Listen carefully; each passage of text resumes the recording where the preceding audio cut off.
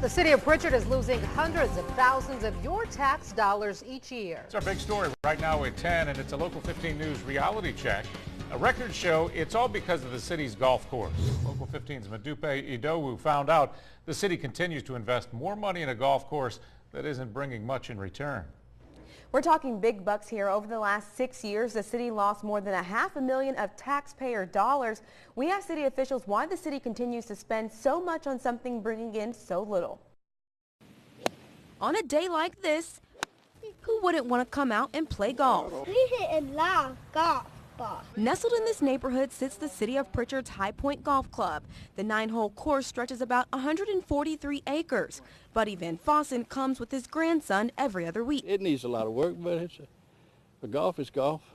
It's better probably when you play on a nice manicured course and all that. Despite some maintenance issues, he along with other golfers drive, chip, and putt their way around the course. I shoot my lowest scores in my life out here, and that kind of keeps me coming. But when it comes to High Pointe's revenue, it's not a profitable property. The golf course is not making any money for the City of Prichard. And in the eyes of Councilwoman Severia Campbell, this property is a liability to the city. And you don't want to keep something, and we've been losing money on this golf course for at least about 3 to 5 years. Records I obtained show the city has lost hundreds of thousands of dollars over the last 6 years. In the 2009 fiscal year, the city spent about $189,000 on items like salaries, contracts, supplies, and materials, and only generated about $83,000 in revenue. That's a loss of $106,000. In 2010, High Pointe spent nearly $149,000. It brought in a little more than $48,000. That's a loss of more than $100,000.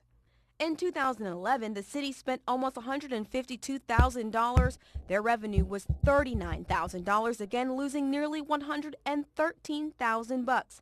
And in 2012, the city spent about $171,000, yet only made $29,000 for a total loss of a whopping $141,000.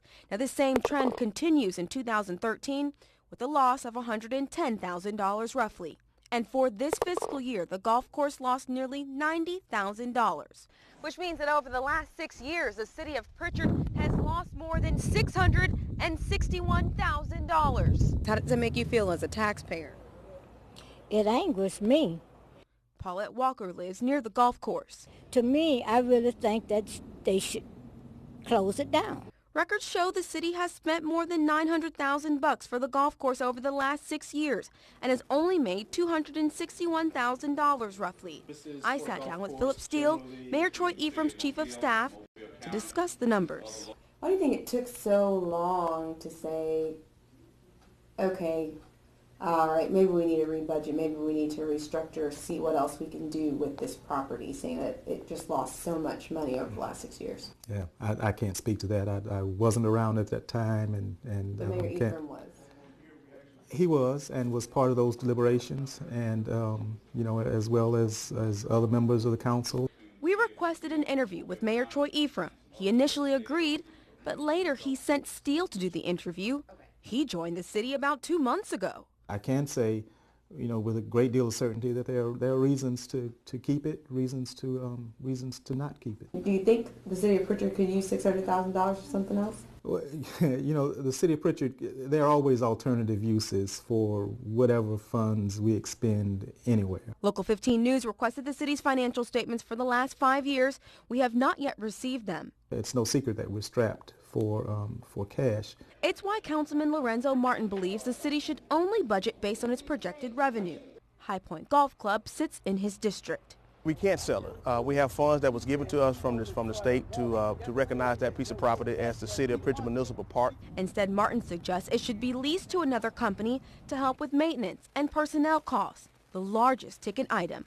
We can't afford or either amend any additional funds until we make revenue justified for doing so. One suggestion from the council is to appoint a board that can oversee the golf course or to partner with one of the area's universities that does not have their own golf course. Back to you. Local 15 News, your advocate to expose corruption, fraud, and waste in local governments. If you have know of any wrongdoing, scams, or abuse of your tax money, call our Reality Check hotline. The number is 877-315-7268. Mobile